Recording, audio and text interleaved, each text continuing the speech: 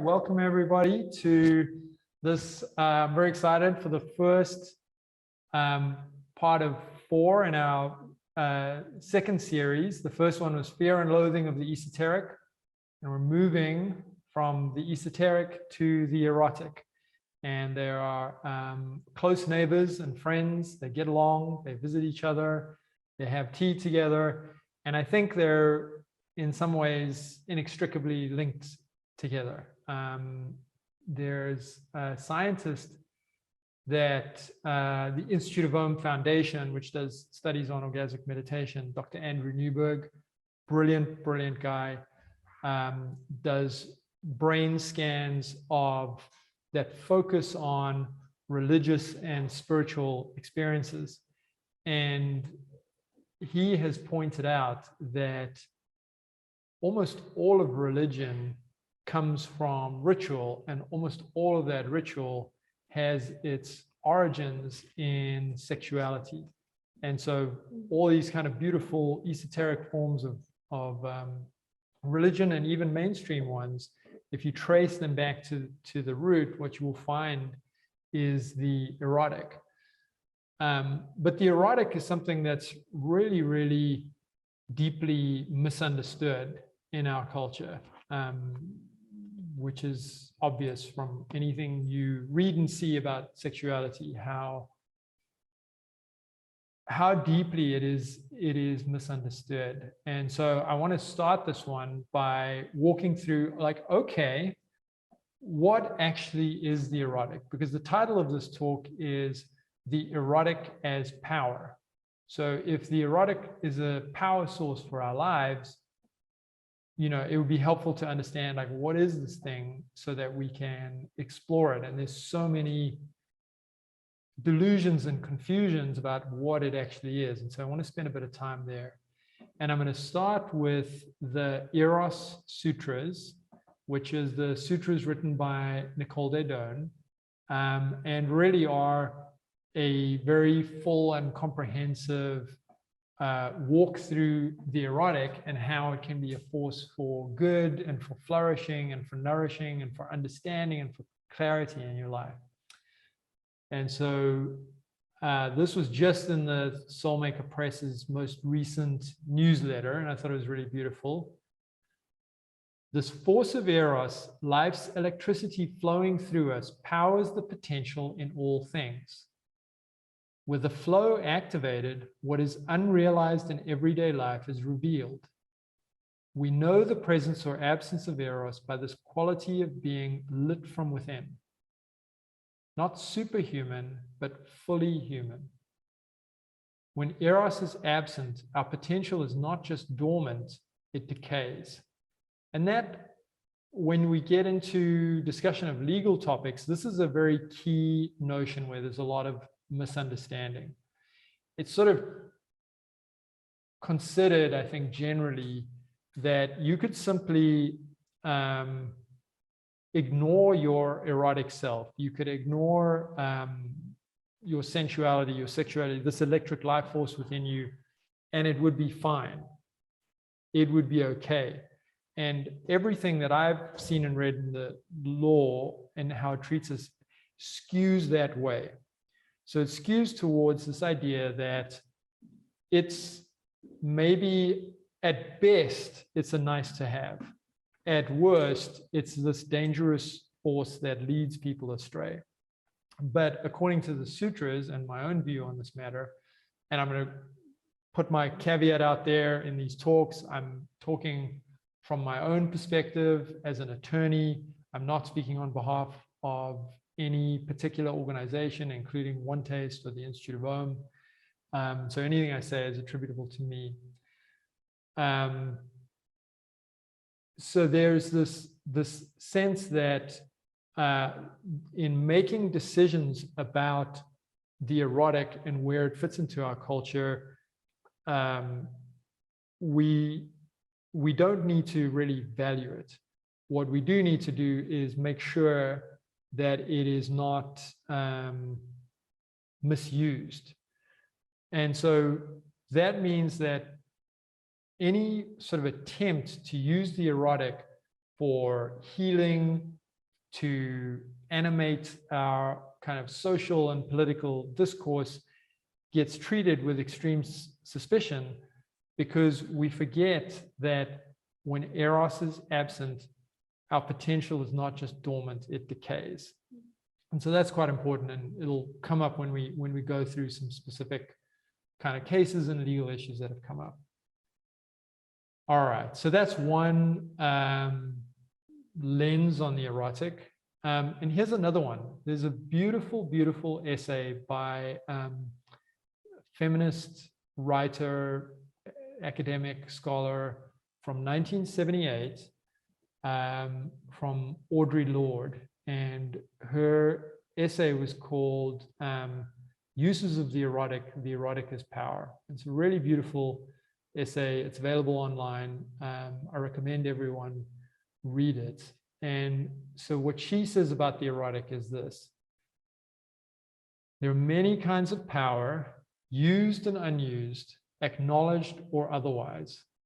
The erotic is a resource within each of us that lies in a deeply female and spiritual plane, firmly rooted in the power of our unexpressed or unrecognized feeling.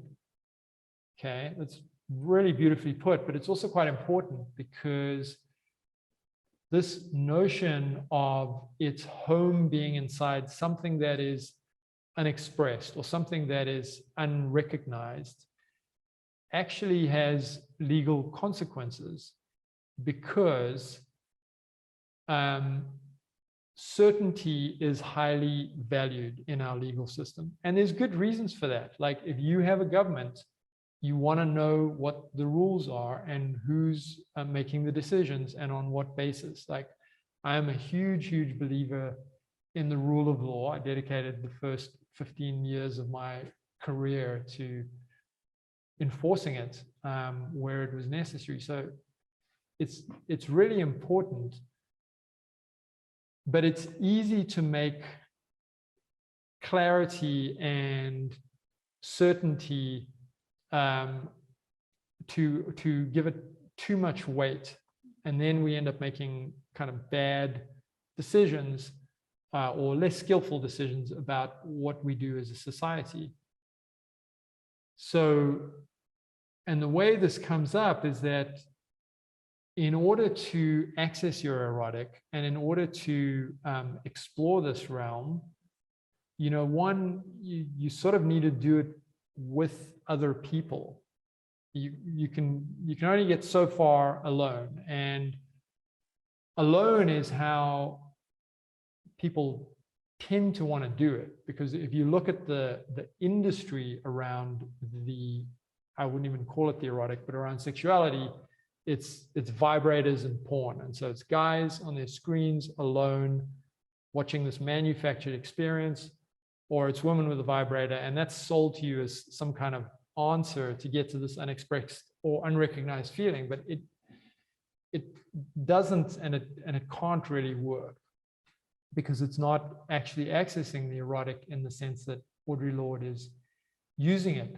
But when you actually move into modalities that will get you into the unexpressed part, the unrecognized part, you need to take some risks to get there. And in taking these risks, you expose yourself to the unknown. It could be uncomfortable experiences with someone. Let's say you're attracted to them, you get together, it doesn't go the way you were expecting. You don't have the voice to be able to say, hey, I came in here like wanting something, but now I feel uncomfortable, but I don't know what to say to you. Plus I want to please you. Plus you're being a little weird over there. And, you know,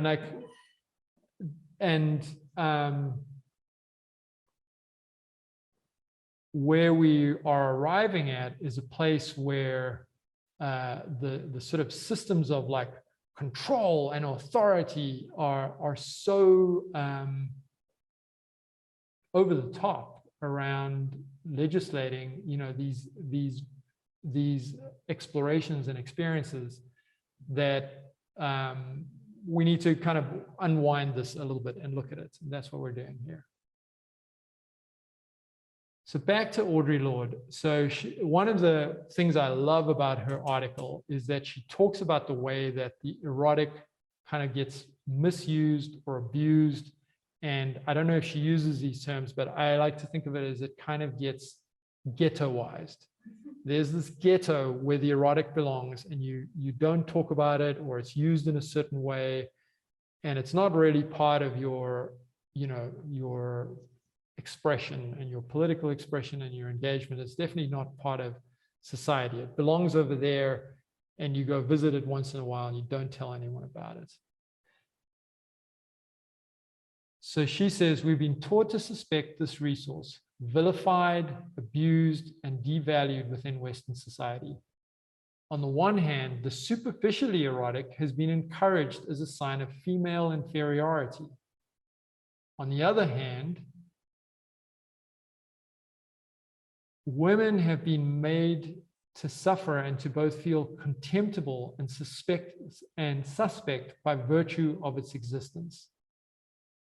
It's a short step from there to the false belief that only by suppression of the erotic within our lives and consciousness can women be truly strong. But that strength is illusory because it is fashioned within the context of male models of power. So I think that's so sophisticated and elegantly put, and sort of goes back to the sutra definition, where if you lack this erotic aspect, then life is just sterile and devoid of beauty. But because of the way it's treated, and particularly in relation to the way it's treated in relation to women, it can be easy to conclude that the right way to deal with it is just to shut the whole show down or massively regulate it. But then you're doing something that she has another beautiful book about. You're trying to use the master's tools to dismantle the master's house, and that doesn't work. And part of the reason it doesn't work is you're trying to bring this mode of clarity and objectivity and exact certainty to this realm that's inherently about something that's a little more harder to access and more uncertain inherently. Okay, so then there's two things I want to talk about that relate to this. One is the article about, there was a court case involving Teal Swan, she calls herself a modern American spiritualist, and her organization Teal Eye. And she brought a defamation claim against the Daily Mail in the UK around the publication of an article about her. So we'll talk about that. And then the second thing I want to talk about is an article by Playboy magazine in 2018 on OneTaste and how that article played into these dynamics that we see. So Teal Swan, she offers courses and workshops, and she has a retreat center in Costa Rica. And she deals with a lot of fairly edgy topics. And she's developed a reputation, I think, I don't know too much, but as someone who has not shut off her erotic self and has not shut off her erotic body. And so one of the things she came in for kind of hits from both the Daily Mail and several other articles. And I will say that, with the Daily Mail, I think, and I'm speaking partly to the coverage about OneTaste, is that they have a sort of slightly schizophrenic relationship to these things, because on the one hand, they play into the fear and loathing, they play into the terror of it. But once they actually open the door, they provide more actual information than I've seen anybody else do.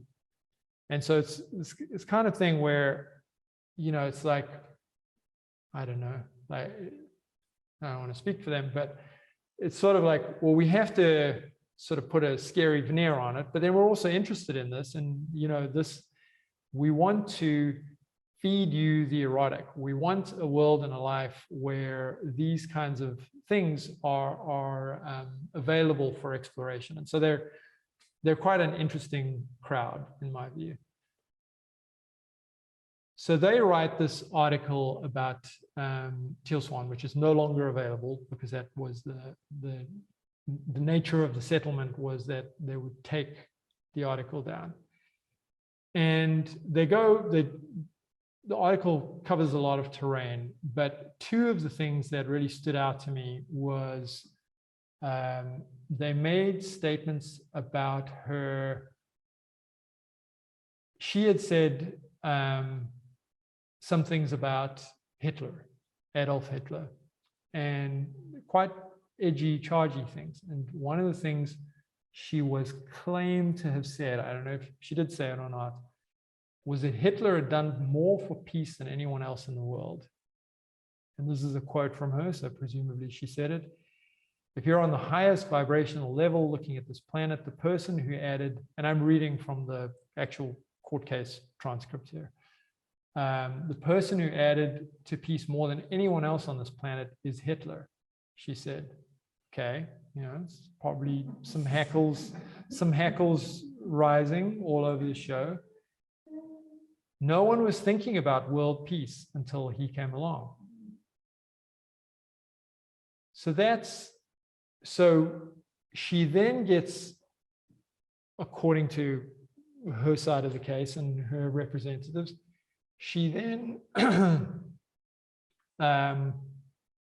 says, well, this article attempted to paint me as an apologist for Hitler. But that simply wasn't the point I was making. The point I was making is that this strange individual, like, who came in with such force and such energy, forced the whole world to, you know, examine things that they've never examined before. Like, technology was expanding, the ability to mobilize, globalization, internationalization. In Germany, which was at the forefront of all of this sort of technological and philosophical, and he sort of like grabbed that whole thing by the scruff of the neck and made something terrifying out of it. And it forced the rest of the world to use those same tools and resources to match that energy. And out of that came, you know, the greatest era of peace that we've ever known, the greatest prosperity that we've ever seen. The United Nations came out of that, like sort of a delicate balance between competing ideologies that's currently collapsing, but you know, really lasted for quite a long time. And so painting those statements as an apologist for Hitler seems kind of crazy to me. And it seems to be a sort of a way to say, look, this uppity, hot, weird, spiritual person, we're just gonna, you know, smack her down a bit. So that's, and, you know, fortunately, she had the ability to bring a defamation claim in the UK, which is a very, very complicated and difficult thing, an expensive thing to do. And, you know, she had the resources and the willingness and the fortitude to do that. So the second thing that she spoke about was suicide. And this is something that she's come in for a lot of criticism for, including by the BBC, who did a segment on her.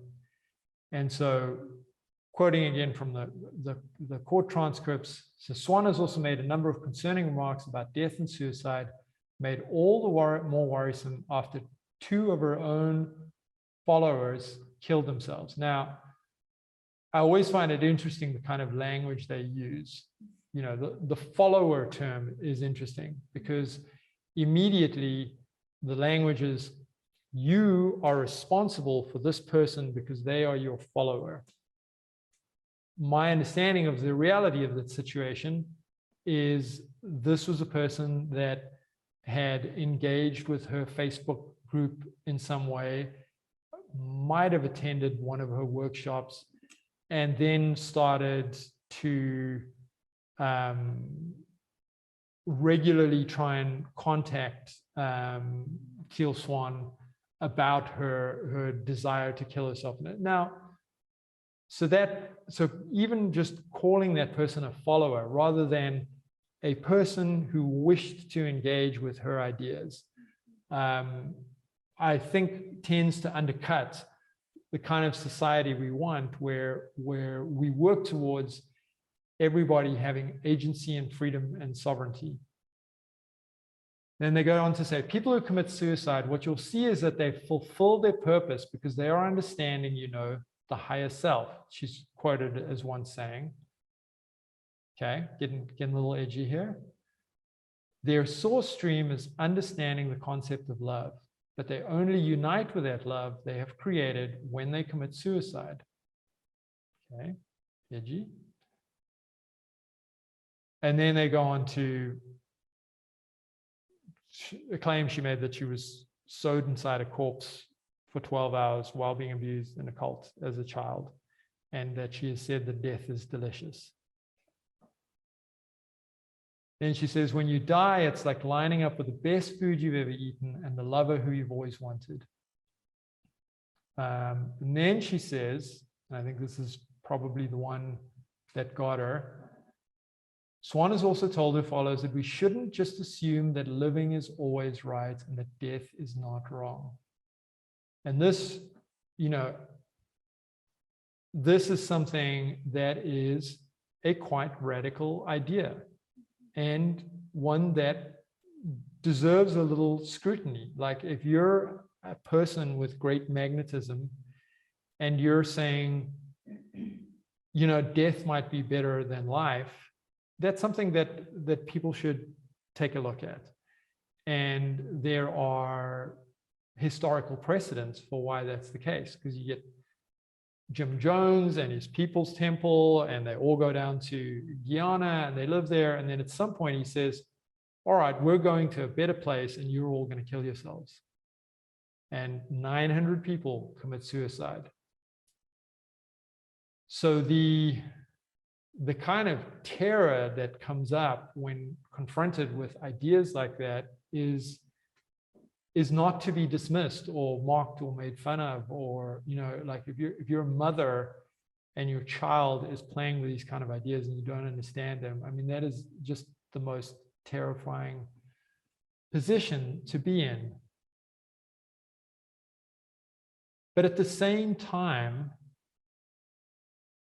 you know, I think this is a valid lens of inquiry with a lot of history behind it. You know, it's like part of our difficulty of engaging with life is that we have such a terrible relationship with death. And not every, and part of that is this, you know, sort of very Western idea of like, I must be God and live forever to have any value and worth as a human being. And other cultures don't really have that. Like in Tibetan Buddhism, death is really very much considered, you know, a beautiful part of life, and there are rituals and things around it that are very beautiful. And so, you know, if you want to attack Teal Swan for I think what's included is obviously the most edgy, most hardcore. I've seen many videos of her talking about this, suicide in a very elegant way, in which her meditations and her work has helped people actually engage with life, because they can explore this desire in a way that actually has them more engaged with their life. But if you're going to attack her for it, you're essentially just dismissing an entire part of the world that has a different relationship with death and has very elegant procedures and protocols and teachings around it. And but the reason she gets attacked is because she's a hot woman who's a bit lippy and likes to speak her mind. And that's not great in my view. Okay, so we have a little bit of time left, and I'm going to move on to Playboy. So Playboy is an interesting institution because it sort of arose out of the sexual revolution. Nicole once wrote in a piece that we will one day publish, the sexual revolution failed. We opened the door, but we didn't do the work to actually bring that really primal kind of rock and roll, like revolutionary energy. We didn't actually integrate it with discipline and practice and heart and compassion and all of those things.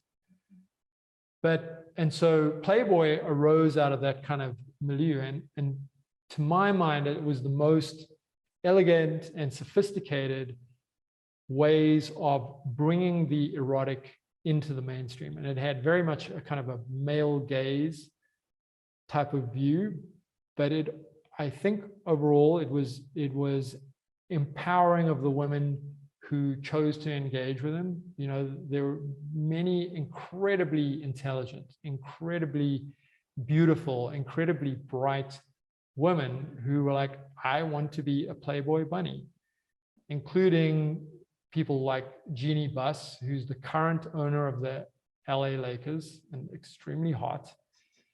And, it was just something that she wanted to do. And that kind of expression by a powerful woman of her sexuality has tremendous power. And one example of the power that it had was that kind of like constant expression, which you could call pornography. And I would say it sort of straddled the line between pornography, as Audre Lorde talks about it, and actual erotic expression. And Camille Paglia, I think, has a great way of, navigating through that.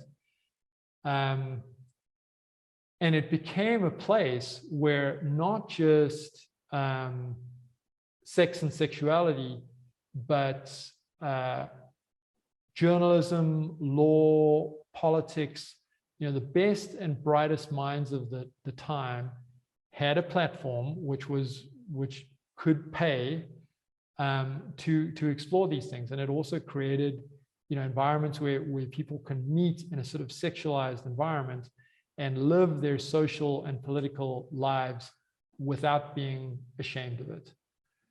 And so I think it did a lot. As usual, I'm running out of time. And then, all of the things that have happened. There's Me Too, there's hysteria about cults, and Playboy is in the middle of this. And I don't know too much about what else they've done as an organization, but I do know how they interacted with OneTaste.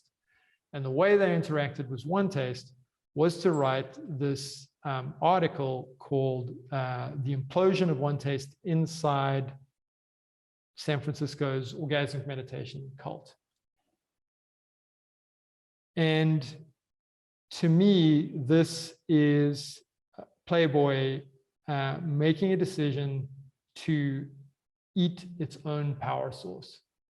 And it's also an unwillingness to move from the sort of slightly male controlled but female supporting vision and version of the erotic to a genuinely female-led, woman-empowered, woman-led, scientifically rigorous. None of this is necessarily about pleasure. All of it is about awakening, about flourishing, about resilience, about growing and developing as a woman, and how men interact with that. And really, the right article to write in October of 2018 would have been like, it's time for us to pass the baton. But instead, what they did was that they found a very bright, very articulate male voice to go and provide the fear and loathing of sexuality and pump it into people as hard as they could. Now, this is a man who actually speaks very in very complimentary ways about his time at OneTaste and what he learned here. He's also a man who has a great desire for, he's named in this Playboy article, a great desire for fame and prominence, and a great desire to use this erotic force for his own ends. And there is nothing wrong with that. And I actually wish that for him. I think he's a brilliant, articulate, amazing person. But what he would not do is do the thing that Audre Lorde was asking for, which is we need to move this thing out of the ghetto and into the mainstream. And he instead chose, because he wouldn't fully respect this thing, to use once venerable institution to push it back into the ghetto and promote himself. And I think that, you know, and then so we're going to end shortly, but, you know, how did he do that? And I think one of the ways he did that, I mean, first of all the normal journalistic things, like take one slice of one event, you know, such as bickering with a coworker and someone saying, why don't you two go and have sex? And stripping out all of the explanatory details that would explain that event, so that people who read it draw all of the worst conclusions of their own worst fears about sexuality from it. And the other thing he did was to take the very best parts of OneTaste, the most brave, the most courageous, the most difficult parts, which was in a feminine world in which the erotic is actually part of your life, this rigid distinction between work and personal, which becomes more rigid by the day. I think it's slightly unwinding now, but you know, if you want to get to the Audre Lorde place of being able to explore this erotic source of power together as sisters, with men around, but with guidelines and protocols and the ability for everyone to have their voice around, then to some extent, you're gonna need to mix work and play. You're just gonna need to do it. And so, you know, I'm not gonna go into too much detail about this, but the context of this one incident he describes about the bickering coworker is a person that he had a long-standing sexual relationship with and personal relationship with. They were friends. They lived together. They spent all their time together. They occasionally shared a bed together, as far as I'm concerned. Everyone else in that house was also their friends, but also their co-workers, and there was a hierarchy. And when there's a hierarchy, it's easy to say, well, if you said this to me, it was inappropriate because you're in a higher power position. And that's important. That is important. Misuse of power is a very harmful and dangerous thing. And so it's important, but to misuse that notion to then kind of vilify and attack the space that was created for a difficult exploration, which was told to everyone who arrived, and the basis on which you were engaged was, look, this is going to be difficult. This is how we do it. This is what we're agreeing to do in relation to each other. And you can leave at any time. And people did, and came and went and engaged as they wanted to, and often fought to be inside of these environments. And we would say, well, are you sure? Like, it's actually quite intense. And sometimes there's a direct proportion to how hard they fought to get in with how much they seek to vilify it now that they're out. So I think that that's where we'll leave this for today. And I'll leave you with another quote from Audre Lorde. The erotic has often been misnamed by men and used against women. It has been made into the confused, the trivial, the psychotic, the plasticized sensation. For this reason, we've often turned away from the exploration and consideration of the erotic as a source of power and information, confusing it with its opposite, the pornographic. But pornography is a direct denial of the power of the erotic, for it represents the suppression of true feeling. Pornography emphasizes sensation without feeling. The erotic is a measure between the beginnings of our sense of self and the chaos of our strongest feelings. It is an internal sense of satisfaction to which, once we have experienced it, we know we can aspire. By having experienced the fullness of this depth of feeling and recognizing its power, in honor and self-respect, we can require no less of ourselves. And she goes on to do a beautiful exposition of just how rigorous this realm is, because once you taste that level of quality, of aliveness, you will not let yourself off the hook for anything less than that, because you feel the pain of the absence of the erotic in your life. So thank you very much for joining me, everyone here, everyone online. Had a great time as usual. And the floor is open for questions.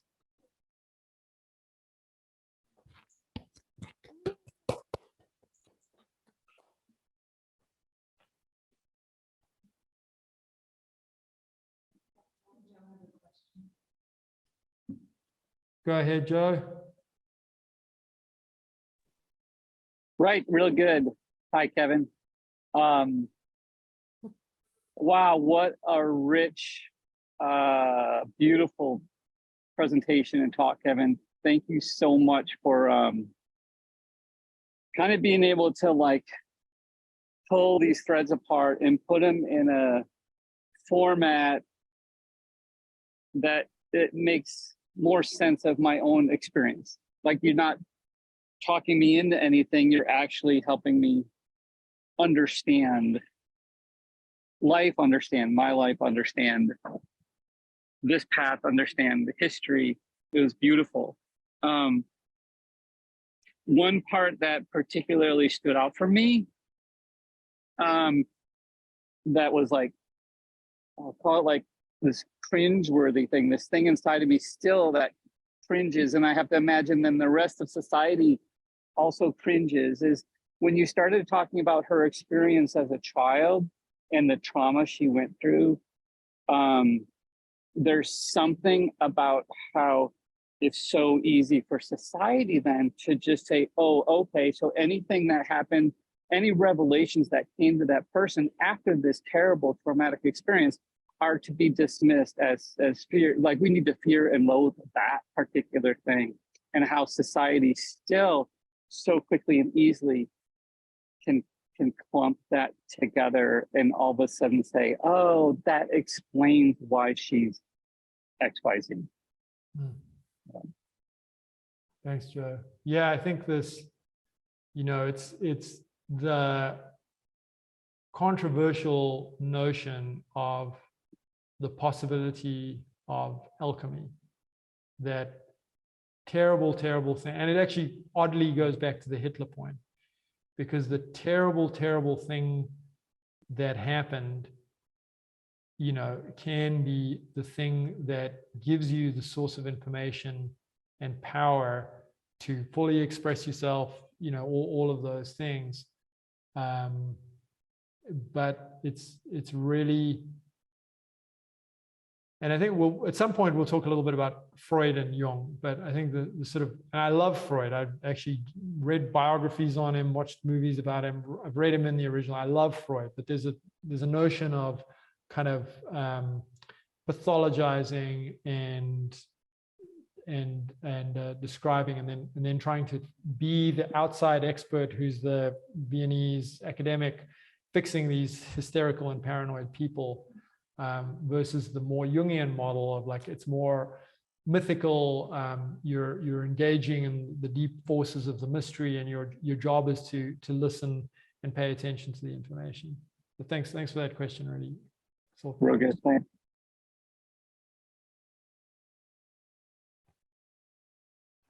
Really great. Thank you so much. The thing that came to mind was when you brought back the quote from Audre Lorde about the point is to bring this from the ghetto into the mainstream. And I just wondered, and it's funny for me to wonder this because I'm actively engaged in that process, but I was wondering, how do you bring something that kind of like gets its power from the fact that it's not in the mainstream into the mainstream, like things like Kabbalah, Tantric Buddhism, they're all not mainstream. And that's kind of where they get their source of power, is from not having to be mainstream. And so how do you, what do you think about walking the line between things of the, the below, the esoteric, sex, all of that? How do you both do the thing that Audre Lorde is saying, which is like bring the nourishment from that realm into the mainstream, but without losing the potency that you get from not being in the mainstream? Yeah, that's a great question and a great inquiry. And frankly, it's one I've done very poorly in my own life for a good long while, because, I sort of began to explore these things and like, this is amazing. Everybody should try this. Everyone should know. And then kind of slightly try and foist it on people instead of allowing them to be drawn in and trusting that, it has its own kind of system. I don't need to sort of panic about trying to, I've often had a sort of existential panic about seeing a lot of beauty, but being unable to express it to other people. And then when I tried, they sort of went further and further away instead of closer to the thing. And so it felt kind of like isolated in a certain way. And, I think part of it is developing such a strong relationship with it yourself that you're not inclined to go get people who don't understand it to validate it. And when you have that, then you can offer it with all the beauty and power you have and let people make the decisions. Thanks.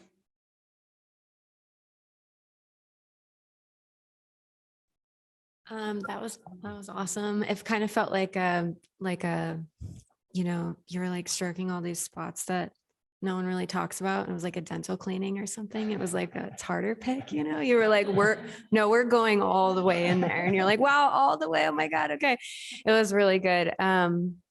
the part about our friend in the Playboy article and sort of the opportunity missed there almost really stood out to me. And it just had me think like, I think a lot of times people can, it's like easy to discount yourself so much that you sell out at the moment of truth or something, you know? And I just had this vision of like how different it could have been in these years with the media and people who were like approached by the media or whatever, you know, if they had just actually held true to their values and what they really believed in those moments, how it could have achieved the thing that you were talking about, like at the moment of truth, you know? And I was like, gosh, how do you communicate to people how important it is that you not sell out on yourself? Like there's no like absolution or like pat on the head that you like, you know, like manage to push back down your erotic self successfully, or money or whatever it is that is worth it, you know? And that it's just so important not to dismiss how significant it is that you don't do that in that moment. And I was like, how do we communicate that to people? Yeah, no, that's really good. And I guess, you know, it's like that's part of the path is get yourself into a situation where you don't know how it's going to go, because that's when you're going to learn who you actually are. And in the moment of truth, are you loyal or are you a traitor to your own soul? And the other thing is like kind of not to underestimate the power of these forces. Like it's like a tsunami of feeling and emotion, and you're kind of out there all alone, and people are not only like, you know, sort of offering you lots of bribes to misrepresent yourself, but also threatening you with punishment if you don't disown the erotic. And so it's, you know, it's incredibly difficult. It's fair. It sucks, but it's fair. Kevin, I've got one question in the chat that I'm going to read you, and then there's 2 more hands up. Online in the chat from Sarah, it says, what do you make of people who are incredibly curious and hungry for erotic experience and then later villainize it? What is needed to be healed within themselves? Yeah, that's a really interesting question.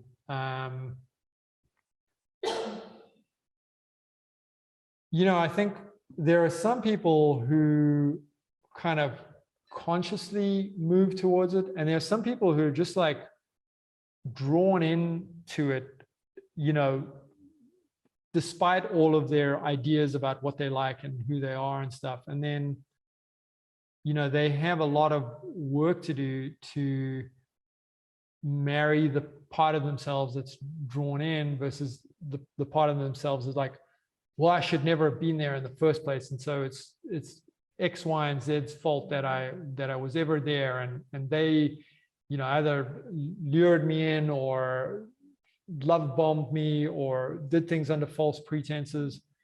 Whatever it is, you know, it can be very difficult to work with the mind, especially when you don't have a strong relationship with what your actual desires are. And it's very difficult work. It's just very difficult work because it touches on things that are so dear to us and so kind of terrifying once you touch them. And so I think the key is, you know, what they need to be healed, I don't know, but I do know that what helps for me is to have not idiot compassion, but like real compassion and love, to be like, wow, this is a person in a lot of pain, and like, what can I do to help? Even if I never speak to them, like when I put my attention on it and think about them, how can I, you know, have a loving field around it? Thanks for that question, Sarah. Really nice. Thanks, Kevin. Next, we'll go to Rachel. Hi, Kevin. Hi, Rach. I don't have a question, but I do have a reflection. which is there was something really healing about the way you conveyed the story in the Playboy article.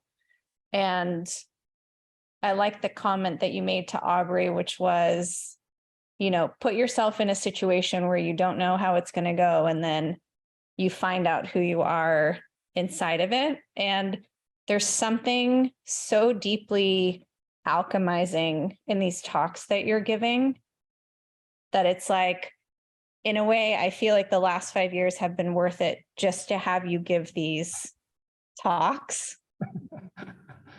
So I will just say, if we had to do it again to have this outcome, I would do it in a heartbeat. I just feel really grateful for the way you've taken all of the lead, so to speak, and turned it into gold. And I would love to find a way to get these talks out really far and wide, because I think it's just your perspective on it is so needed and healing. Thanks. There's a great, I'm going to blank on his name and maybe somebody can help me, a Nigerian musician from the 70s who developed Afrobeat, which is kind of like dance music, but jazz, but also kind of rock and roll. Anyway, I can't remember it, but he's like a wild, wild character, sort of lived in a compound. Fela Kuti, yeah. He lived in this compound with, you know, all sorts of wild activities and coming and going. And he took on the government all the time. And they sort of bust him once, and he had a joint in his house. And then they sent him to jail and whatnot for a couple of months. And he wrote this song while in jail called Expensive Shit. which was like his way of being like, well, I got this great song out of it. I think that's where we are. Yes, thank you. I think we had one more, or was that everyone? We lost Austin, so. We lost Austin. Okay, he's a busy, busy fellow. Well, thank you everyone for joining us. I had a great time. Tell all your friends. We'll do part 2 next time. I don't know what I'll be talking about yet, but I actually have one thing I do want to talk about, which is a criminal law case about a sort of a man-woman dynamic that went all the way to the Supreme Court. It was really, really fascinating and interesting and elucidating to me. So I will find that case, and that might be our next session, or it might be one of the others. But thanks for coming. Have a great day, and see you all soon.